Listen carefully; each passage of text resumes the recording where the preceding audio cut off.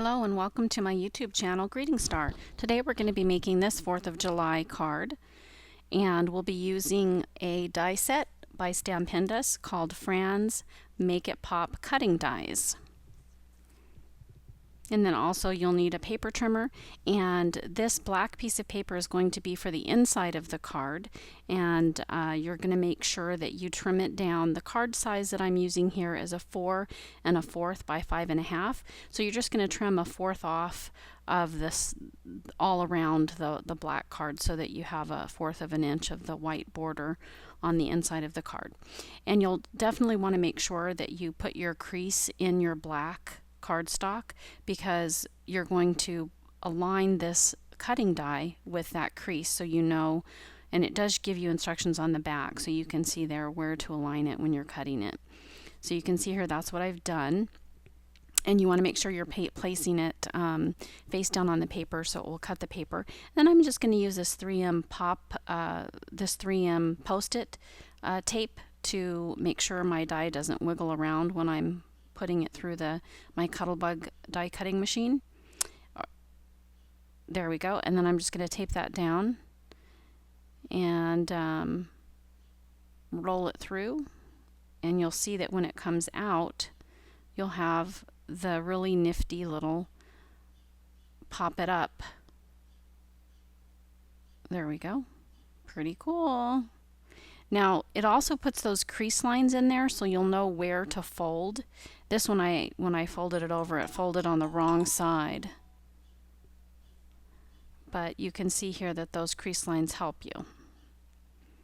And then I'm going to use the Spellbinders Nestability Circle Dies. That's the S4 114. And then also the Spellbinders Celebrations, the SCD-014. I'm going to use that little squiggly line. And then this is some holographic paper that I got from the dollar store.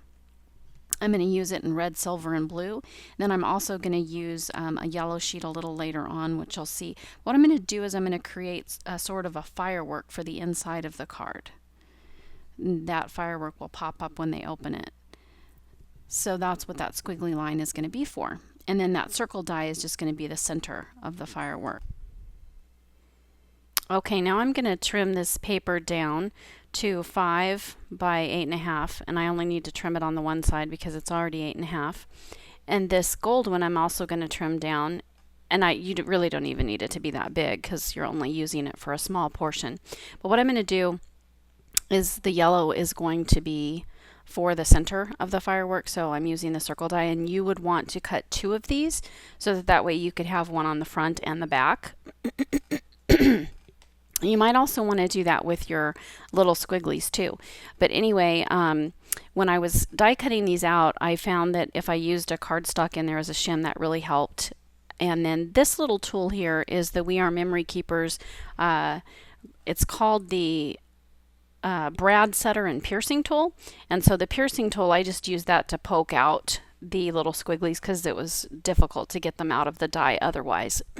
Excuse me. My voice is not cooperating today.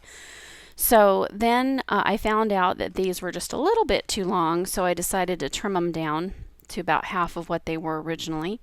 And that actually works out nicely, because then if you want to back them so that way the front and the back are both colorful, that might work out really nice. I didn't bother to do that, but you certainly can if you have that attention to detail. So I'm just adhering these to the back of that circle. And then I'm going to adhere that to the top pop out on my card. And now I'm going to use this My Favorite Things die set. It's the pierced rectangle stack. And I'm going to cut out a small rectangle so that I can stamp a greeting for the inside of the card. These are some really cute little letter stamps that are from Hampton Art. It's called Studio G, and I got these at Walmart, and they don't carry them anymore, but I'm sure you might be able to find something like it online or at one of your craft stores. So what I'm doing here is I'm stamping the words Happy 4th of July. And so for the first word, happy, I just left justified it, so that way I didn't have to bother with centering it. And then the words 4th of fit very nicely on the width of the card. So I put that right in the center there, 4th of, and then the last word I left I right justified. So the first word happy I left justified, and the last word July I right justified, so that way I wouldn't have to bother with centering them. And then I put the little exclamation mark, which gave me the brilliant idea of using it to create a cute little firework. So I was going to try to use red, white, and blue, so that's why you can see that white and silver there, because I tried that but didn't look good. So I just ended up using the red and white, and that's the Memento Teardrop. It's a dye ink, and the red is Love Letter, and I can't remember what the name of the blue one is, but down in the links you'll be able to see a link to all the supplies I used. So I'm just going to adhere that to the bottom pop-up portion. So that's the greeting that they'll see. I think those little fireworks look really cute. So darn stinking cute. And then I'm going to adhere one side at a time. I think it's easier to align the paper where I want it by doing that one side at a time instead of putting the adhesive on the entire backing and then trying to arrange it. So now that we're done with the inside of the card, I'm just going to finish removing any stray adhesive that came out of the edges there. I'm going to put some more holographic sheets on the front of the card, and I'm going to stagger them so you'll see that it's actually red, silver, and blue instead of red, white, and blue, but same difference. So I'm also using the same die set, the Fran's Make It Pop cutting dies by Stampendous. There are some border dies in there, and so I'm using one of those, as you can see here. And since it's not quite long enough, I'm just going to remove it there. I used some 3M Post-it tape to hold it down while I was die cutting it. I'm just going to use my scissors to trim it, and that'll be just fine. That works out perfectly. So after I get done trimming that up, you can see that I'm going to stagger it. I'm just going to tack it down so that way I don't have to try to fiddle with aligning each one at a time on the card. It just seemed like easier for me to do it that way. And then I trim it down so it'll fit on the card, but I decide that I want to move it up a little bit and leave a little bit of a white border on the bottom. I don't know why, I just thought it looked better.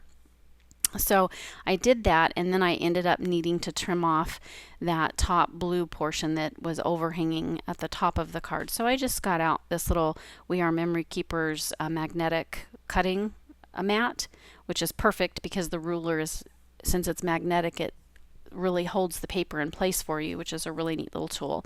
And then to finish the front of the card, I heat embossed the word celebrate with some white opaque embossing powder. I think it's called Judikins. So thanks for watching. I hope you enjoyed the card today, and if you're interested, you can visit me on my blog or check out my ebook at amazon.com/author/greeting star. Thanks and have a great day.